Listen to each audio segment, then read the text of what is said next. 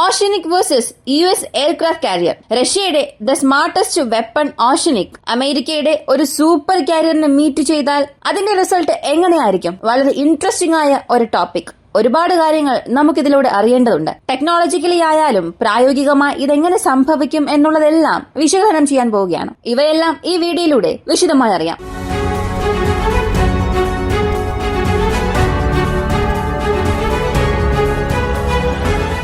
Hypersonic missile technology.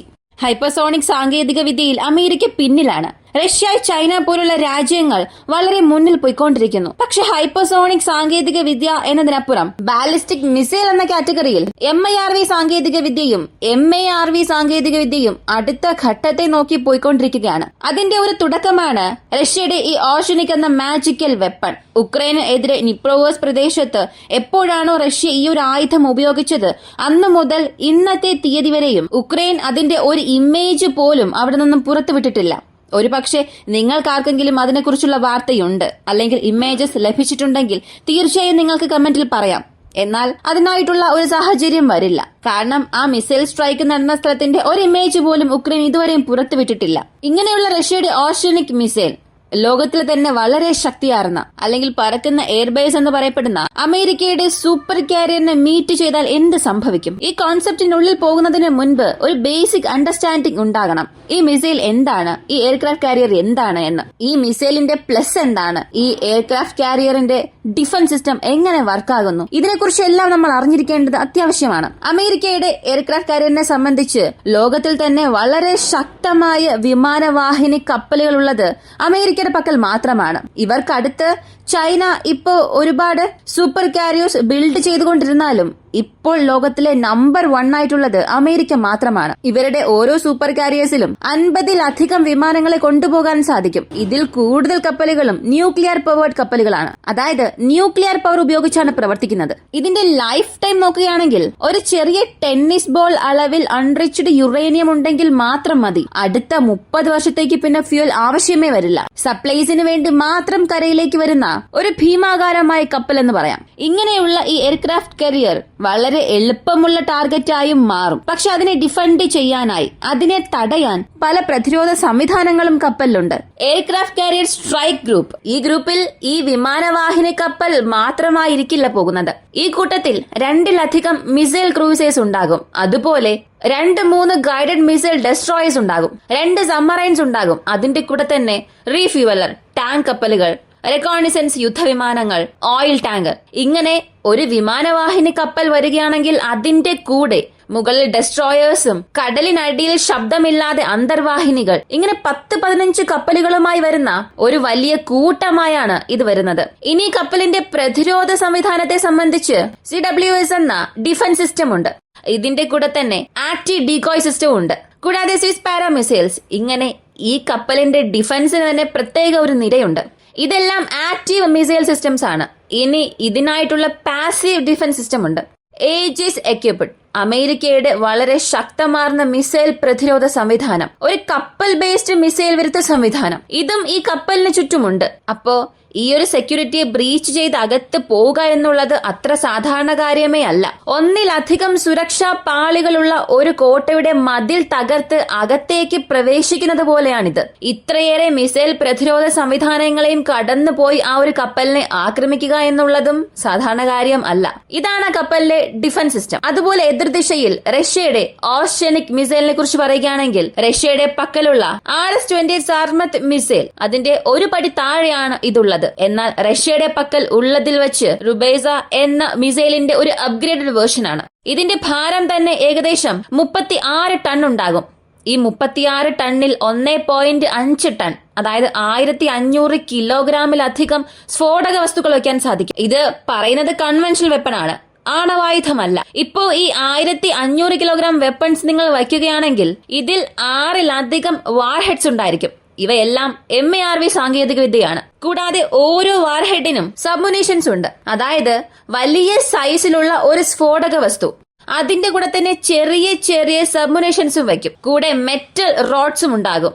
ഏകദേശം 3-5 അടിയോളം വരുന്ന 4 ഇഞ്ചസിലധികം തിക്നെസ് ഉള്ള മെറ്റൽ റോഡ്സും ഈ വാർഹെഡിന്റെ കൂടെ തന്നെ വയ്ക്കും. അങ്ങനെ ഈ ഒരു മിസൈൽ ലോഞ്ച് ചെയ്യുമ്പോൾ ഇത് കൂടുതൽ വേഗതയിൽ സഞ്ചരിക്കും. അതിന്റെ മാക്സിമം വേഗതയായ ശബ്ദത്തിന്റെ വേഗതയേക്കാൾ 13 മടങ്ങ് വേഗതയിൽ പോകും. മാക് 13+ വേഗതയിൽ പോകുമെന്നും പറയുന്നു. എന്നാൽ ഇതിലും കൂടുതൽ വേഗതയിൽ ഈ മിസൈൽ പോയി ഉക്രൈനെ ആക്രമിച്ചിട്ടുണ്ട്. അപ്പോ ആവറേജ് നമ്മൾ കണക്കെടുത്ത് നോക്കിയാൽ ശബ്ദത്തിന്റെ വേഗതയേക്കാൾ 16 മടങ്ങ് വേഗതയിൽ ഈ ഒരു മിസൈലിനെ കൊണ്ട് സഞ്ചരിക്കാൻ സാധിക്കും. ഇങ്ങനെയുള്ള ഈ ഒരു മിസൈൽ ലോഞ്ച് ചെയ്തതിനു ശേഷം ഒരുപക്ഷെ ഈ ഒരു മിസൈൽ അമേരിക്കയുടെ എയർക്രാഫ്റ്റ് കാരിയറിനെ മീറ്റ് ചെയ്താൽ അവിടെ എന്തായിരിക്കും സംഭവിക്കുക?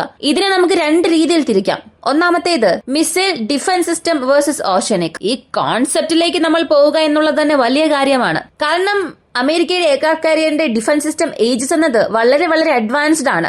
ഏകദേശം 33 കിലോമീറ്റർ ആൽറ്റിറ്റ്യൂഡ്, അത്രത്തോളം റേഞ്ചിൽ പോകുന്ന ഒരു ടാർഗറ്റിനെ ന്യൂട്രലൈസ് ചെയ്യാൻ ഇതിന് സാധിക്കും. ഒരു cutting edge missile defence system ടെക്നോളജിയാണ്. ഇത് എങ്ങനെ റഷ്യയുടെ മിസൈലിനെ തടയും? അവിടെ ഇന്റർസെപ്ഷൻസ് ഒക്കെ നടക്കാനുള്ള പോസിബിലിറ്റീസ് ഉണ്ടോ എന്ന് ചോദിച്ചാൽ ഇത് അതിന്റെ ടെർമിനൽ ഫേസിൽ എൻറ്റർ ആകുമല്ലോ. അതിന്റെ ടെർമിനൽ ഫേസിൽ എൻറ്റർ ആയതിനു ശേഷം ഈ SM-6 ഇന്റർസെപ്റ്റർ, അതായത് ഏജിസ്, ഈ ഷിപ്പ് ബേസ്ഡ് ഇന്റർസെപ്റ്റർ വാർ ഹെഡിനെ മീറ്റ് ചെയ്യാൻ സാധ്യതയുണ്ടാകും.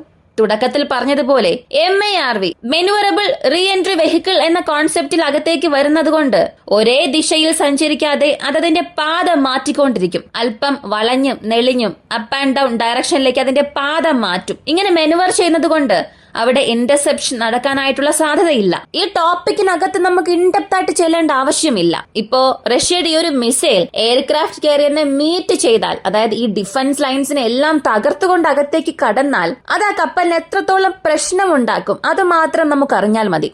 ഇങ്ങനെ എല്ലാ പ്രതിരോധ നിരകളെയും തകർത്തുകൊണ്ട് മിസൈൽ എയർക്രാഫ്റ്റ് കാരിയറിൽ നേരെ വന്ന് പതിക്കുകയാണെങ്കിൽ അത് എത്രത്തോളം വലിയ പ്രശ്നമായിരിക്കും സൃഷ്ടിക്കുക? ഇതിനെക്കുറിച്ച് അറിയണമെങ്കിൽ കൈനറ്റിക് എനർജിയെ കുറിച്ച് അറിയണം.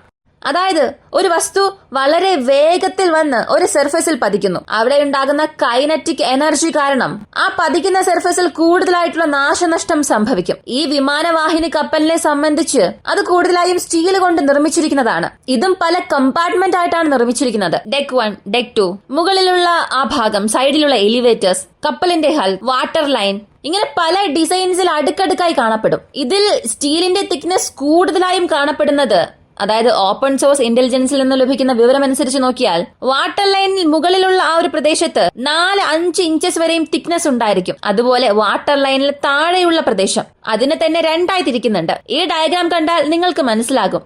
എയും ബിയും സിയും ഡിയും, ഇതാണ് ഒരു ക്രോസ് സെക്ഷൻ ഡയഗ്രാം. നിങ്ങൾക്കിത് എളുപ്പത്തിൽ മനസ്സിലാക്കാൻ സാധിക്കും. ഇതിൽ മുകളിലുള്ള ഭാഗം അത് സാധാരണ റൺവേക്ക് താഴെയുള്ളതാണ്. അതിന്റെ തിക്നെസ് കുറവായിരിക്കും. എന്നാൽ ആ വാട്ടർ ലൈനിലുള്ള ഹല്ലിന്റെ പ്രദേശം, അവിടെ തിക്നെസ് കൂടുതലായിരിക്കും. ഒരുപക്ഷെ ഒരു ടോർപിഡോ അറ്റാക്ക് നടന്നാൽ, അല്ലെങ്കിൽ ഏതെങ്കിലും ഒരു ക്രൂയിസ് മിസൈൽ ഇതിനെ സൈഡ് വേർഡ്സിൽ ആക്രമിച്ചാൽ അവിടെയുള്ള സ്റ്റീൽ തിക്നെസ് കൂടുതലായതുകൊണ്ട് അവിടെ സംഭവിക്കുന്ന ഇമ്പാക്ട്, ആ ഒരു ആഘാതവും വളരെ കുറവായിരിക്കും. നീല നിറത്തിൽ ഒരു സ്ലോപ്പി ഡിസൈൻ അവിടെ കാണിക്കുന്നുണ്ട്.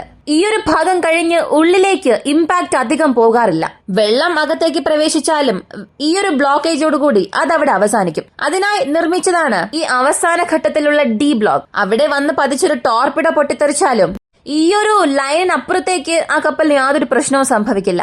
ഇനി ഓഷ്യനിക് മിസൈൽ ഈ കപ്പൽ നേരിട്ട് വന്ന് പതിച്ചാൽ എന്ത് സംഭവിക്കും? ഈ കൈനറ്റിക് എനർജി കാരണം അത്രത്തോളം വേഗതയിൽ ഒരു മിസൈൽ അവിടെ വന്ന് വീഴുകയാണെങ്കിൽ അതിന്റെ ഇമ്പാക്ട് വളരെ അധികമായിരിക്കും. സാധാരണയായി ഒരു ലളിതമായ കോൺസെപ്റ്റിൽ പറയുകയാണെങ്കിൽ 1 ടണ്ണുള്ള ഒരു മിസൈൽ വാർഹെഡ് ഒന്നും തന്നെ ഇല്ലാതെ ശബ്ദത്തിന്റെ വേഗതയേക്കാൾ 5 മടങ്ങ് വേഗതയിൽ, അതായത് ഹൈപ്പർസോണിക് വേഗതയിൽ വന്ന് ആ കപ്പലിന്റെ മുകൾ ഭാഗത്ത് സർഫസിൽ, അതായത് ആ ഒരു വിമാനങ്ങൾ ഓടുന്ന പ്ലാറ്റ്ഫോമിൽ വന്ന് പതിക്കുകയാണ്. അപ്പോ അവിടെ സംഭവിക്കുന്ന ഒരു എക്സ്പ്ലോഷൻ 15 ടൺ TNT സ്ഫോടക വസ്തുക്കൾ ഒരുമിച്ച് പൊട്ടിത്തെറിച്ചാൽ എത്രത്തോളം പ്രശ്നമുണ്ടാകുമോ അത്രത്തോളം വളരെ മോശമായ ഒരു നാശനഷ്ടം ആ ഒരു ഭാഗത്തെ സൃഷ്ടിക്കും. എന്നാൽ ഓഷ്യനിക് മിസൈലിന്റെ മുഴുവൻ ഭാരം തന്നെ 36 ടണ്ണിലും അധികമാണ്. ഇതിൽ വാർഹെഡിന്റെ ഭാരം മാത്രം 1.5 ടണ്ണാണ്. അപ്പോ ഇന്ധനം എല്ലാം കഴിഞ്ഞ് അതിന്റെ അവസാന ഘട്ടത്തിൽ അത് അകത്തേക്ക് വന്ന് നുഴഞ്ഞാലും ആ ഒരു മിസൈലിന്റെ ഭാരം 10 ടണ്ണിലും കുറയില്ല.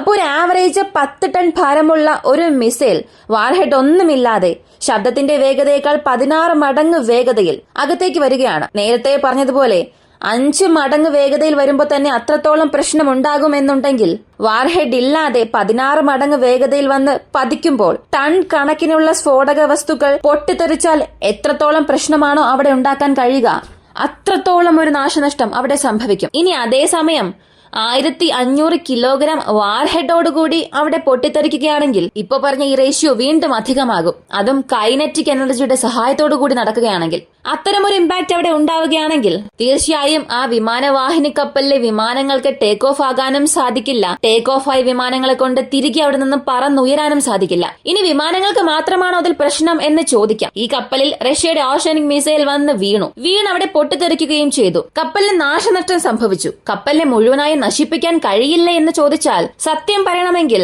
കൺവെൻഷണൽ വെപ്പൺ ഉപയോഗിച്ച് ഒരു എയർക്രാഫ്റ്റ് കാരിയറിനെ മുക്കിക്കളയുക എന്നുള്ളത് പോസിബിളായ കാര്യമേ അല്ല. തീർച്ചയായും അമേരിക്കയുടെ എയർക്രാഫ്റ്റ് കാരിയർ എന്നല്ല, ഏതൊരു രാജ്യത്തിന്റെ എയർക്രാഫ്റ്റ് കാരിയേഴ്സിനെയും ഇങ്ങനെ ക്രൂയിസ് മിസൈൽസ് ഉപയോഗിച്ച് അല്ലെങ്കിൽ ബാലിസ്റ്റിക് മിസൈൽസ് ഉപയോഗിച്ച് ഹൈപ്പർസോണിക് മിസൈൽസ് ഉപയോഗിച്ചോ നാശനഷ്ടങ്ങൾ ഉണ്ടാക്കാൻ സാധിക്കും. അതല്ലാതെ അതിനെ മുഴുവനായും കടലിനുള്ളിലേക്ക് മുക്കിക്കളയാൻ ഒരിക്കലും സാധിക്കില്ല. ഒരു യുദ്ധ സാഹചര്യം കണക്കിലെടുത്ത് നോക്കിയാൽ നിങ്ങൾക്കൊരു എയർക്രാഫ്റ്റ് കാരിയറിനെ നശിപ്പിക്കുക എന്നതല്ല പ്രധാനം, അതിന്റെ പ്രവർത്തനങ്ങൾ എങ്ങനെയെങ്കിലും നിലപ്പിക്കുക, അതാണ് പ്രധാനം. അങ്ങനെ നോക്കിയാൽ ഓർഷനിക് എന്നല്ല, മറ്റേതൊരു മിസൈൽ അവിടെ വന്ന് വീണ് പൊട്ടിത്തെറിച്ചാലും ആ ഒരു കപ്പലിന്റെ ഓപ്പറേഷൻസ് എന്നത് താൽക്കാലികമായി തന്നെ നിലയ്ക്കുക തന്നെ ചെയ്യും. എന്തിന് ഹൂത്തീസിന്റെ പല മിസൈൽസ് അമേരിക്കയുടെ എയർക്രാഫ്റ്റ് കാരിയേഴ്സിൽ സ്ട്രൈക്ക് നടത്തിയിട്ടുണ്ട്. അങ്ങനെ ചില റിപ്പയർ സർവീസിന് വേണ്ടിയും അൺനോൺ കോസസ് കാരണമുണ്ടായ സർവീസ് പ്രശ്നങ്ങൾക്ക് വേണ്ടിയും ആ കപ്പലുകളെ റീലൊക്കേറ്റ് ചെയ്തുവെന്ന വാർത്തയും വന്നിട്ടുണ്ട്. അപ്പോൾ സാധാരണ ഒരു ആന്റി ഷിപ്പ് മിസൈൽസ് ഉപയോഗിച്ചുകൊണ്ട് തന്നെ ഇത്രയേറെ പ്രശ്നമുണ്ടാക്കുമ്പോൾ ഇത്രയും കൂടുതൽ വേഗതയിൽ 1.5 ടൺ സ്ഫോടക വസ്തുക്കളോടുകൂടി അവിടെ പൊട്ടിത്തെറിച്ചാൽ മുകളിലുള്ള ആ സർഫസ്, ആ ഒരു പ്രതലത്തിൽ വളരെ ആഴത്തിൽ തന്നെ ഒരു ഗർത്തമുണ്ടാകും. അത്രത്തോളം ആ മിസൈലിന്റെ ഇമ്പാക്ട് ഉണ്ടാകും. വീണ്ടും മറ്റൊരു വഴിയുണ്ട്. ഈ കപ്പലിന്റെ ക്രോസ് സെക്ഷൻ ഡയഗ്രാം നോക്കുക. ഈ ഡെക്ക് ബേസ്ഡ് ഫൈറ്റർ ജെറ്റ്സിലെല്ലാം ഇതിന്റെ ഹാങ്ങേഴ്സ് സെൻട്രൽ ഭാഗത്തായിരിക്കും വരിക. കമാൻഡ് സെന്റർ, വെപ്പൺസ് ഡെപ്പോയും സൈഡ് വേർഡ്സിലായിരിക്കും ഉണ്ടാവുക. ഇതിന്റെ ലിഫ്റ്റ് 3-4 സ്ഥലങ്ങളിൽ ഉണ്ടാകും. വിമാനങ്ങളെ മുകളിലേക്ക് കൊണ്ടുപോകാനും വീണ്ടും താഴെ ഹാങ്ങറിലേക്ക് കൊണ്ടുപോകാനും സൈഡ് വേർഡ്സിൽ 4 സ്ഥലങ്ങൾ ഉണ്ടായിരിക്കും. ഇനി അതിനുള്ളിൽ സ്ഫോടക വസ്തുക്കൾ അവർ എവിടെയാണോ ശേഖരിച്ചു വച്ചിരിക്കുന്നത് അതിൽ ഒരു 3-4 പാളികളായി സുരക്ഷാ കവചം ഉണ്ടായിരിക്കും. അതിനെ പെനട്രേറ്റ് ചെയ്ത് അകത്തേക്ക് വരിക എന്നത്, അതായത് ഒരു ഹൈപ്പർസോണിക് മിസൈൽ കൃത്യമായി ആ ഒരു പൊസിഷൻ നോക്കി അകത്തേക്ക് പോയി പൊട്ടിത്തെറി ഉണ്ടായാൽ ആ കപ്പലിന്റെ വിധി അതോടുകൂടി അവസാനിക്കും. എന്നാൽ ആ കപ്പൽ മുങ്ങിപ്പോകുമോ എന്നറിയില്ല. അകത്ത് അങ്ങനെ ഒരു എക്സ്പ്ലോഷൻ സംഭവിക്കുമ്പോൾ ആ കപ്പലിന്റെ സർവീസ് താൽക്കാലികമായി മുഴുവനായും അവസാനിക്കും. എന്നാൽ ഇതിനെല്ലാം അപ്പുറം അതിനെ ഇനി കടലിനുള്ളിലേക്ക് മുക്കിക്കളയണം എന്നുണ്ടെങ്കിൽ ന്യൂക്ലിയർ എക്സ്പ്ലോഷൻ എന്നതല്ലാതെ കൺവെൻഷണൽ മെത്തേഡിൽ മറ്റ് യാതൊരു ഓപ്ഷനുമില്ല. റഷ്യയുടെ പക്കൽ ഇതിനൊരു തിരിച്ചടി നൽകുന്ന രീതിയിൽ ഒരു സീക്രട്ട് വെപ്പൺ ഉണ്ട്. സാധാരണ ബാലിസ്റ്റിക് മിസൈൽസിനെ കൊണ്ട് ഒരു എക്സ്പ്ലോഷൻ സംഭവിക്കുക എന്നതല്ലാതെ മുക്കിക്കളയാൻ കഴിയില്ല എന്ന സാഹചര്യം വരുമ്പോൾ അവരുടെ പക്കൽ ഒരു സീക്രട്ട് വെപ്പൺ ഉണ്ട്, ഒരു ന്യൂക്ലിയർ ടോർപിഡോ ഉണ്ട്. ഈ ന്യൂക്ലിയർ ടോർപിഡോ എയർക്രാഫ്റ്റ് കാരിയറിന് എതിരെ അയച്ചാൽ അത് അണ്ടർഗ്രൗണ്ടിൽ നിന്നും പൊട്ടിത്തെറിച്ചാൽ തീർച്ചയായും അതിന്റെ എക്സ്പ്ലോഷൻ കാരണം ഈ ഒരു എയർക്രാഫ്റ്റ് കാരിയർ കടലിനുള്ളിൽ മുങ്ങിപ്പോകുക തന്നെ ചെയ്യും. അങ്ങനെ എയർക്രാഫ്റ്റ് കാരിയേഴ്സ് എന്നത് ഇന്നുവരെയും എത്രത്തോളം വാല്യൂബിൾ അസറ്റ് ആണോ അത്രത്തോളം ഈസിയായ ഒരു ടാർഗറ്റും ആണ്. സാധാരണ ഒരു ഹൈപ്പർസോണിക് മിസൈൽ ഒരു 2-3 അകത്തേക്ക് വരുമ്പോൾ തന്നെ എത്ര കപ്പലുകൾ അതിനെ ചുറ്റി ഉണ്ടെങ്കിലും അവിടെ ഒരു ഇന്റർസെപ്ഷനുള്ള സാധ്യത കുറവാണ്. ഹൈപ്പർസോണിക് മിസൈലിനെ തന്നെ എന്തിനു പറയുന്നു? നമ്മുടെ BrahMos cruise missile, anti-ship missiles ഇപ്പൊ വരെയും ലോകത്തിലുള്ളതിൽ വെച്ച് നമ്പർ 1 സിസ്റ്റം. ആ ഒരു ബ്രഹ്മോസ് മിസൈലിനെ തന്നെ ഒരു കപ്പലിനെ നോക്കി 4-5 അയച്ചാൽ ആ കപ്പലിന്റെ തലവിധി അതോടുകൂടി അവസാനിക്കും. തീർച്ചയായും അതിനുശേഷം ആ ഒരു കപ്പലിനെ രക്ഷിക്കാൻ സാധിക്കില്ല. അങ്ങനെയാണെങ്കിൽ ആ കപ്പലിനെ മുഴുവനായും മുക്കിക്കളയാൻ കഴിയില്ലെങ്കിലും പ്രവർത്തനരഹിതമാക്കാൻ കഴിയുന്ന ഒരു വെപ്പൺ സിസ്റ്റമാണ് ഓഷനിക്. ഇത് തന്നെ ഒരു ന്യൂക്ലിയർ വാർ ആണെങ്കിൽ ഈ ഒരു മിസൈൽ മാത്രം മതി എയർക്രാഫ്റ്റ് കാരിയറിനെ മുഴുവനായും നശിപ്പിക്കാൻ. ഇനി ന്യൂക്ലിയർ വാർ വരികയാണെങ്കിൽ പറയണ്ട, ഈ മിസൈൽ എന്നല്ല എല്ലാ രാജ്യവും അവരുടെ പക്കലുള്ളതെടുത്ത് പ്രയോഗിക്കാൻ തുടങ്ങും. അപ്പൊ പിന്നെ ഈ ഒരു ടോപ്പിക്കിന്റെ ആവശ്യം തന്നെ വരില്ലല്ലോ. ഈ ഒരു വീഡിയോ കുറിച്ചുള്ള നിങ്ങളുടെ അഭിപ്രായം കമന്റിൽ പറയുക. പ്രധാനമായും oceanic versus US aircraft carrier, ഇതിൽ ഈ കപ്പലിനെ മുക്കിക്കളയാനുള്ള സാധ്യത എന്നത് തീർച്ചയായും ഇല്ല. എന്നാൽ ഇവിടെ പ്രശ്നങ്ങൾ സൃഷ്ടിക്കാൻ സാധിക്കും. ഇതിൽ നിങ്ങൾക്ക് എന്തെങ്കിലും അഭിപ്രായ വ്യത്യാസം ഉണ്ടോ? മുക്കിക്കളയാൻ കഴിയുമെന്നുണ്ടെങ്കിൽ അതിന് കാരണവും പറയുക. മറ്റൊരു വീഡിയോയുമായി വീണ്ടും കാണാം.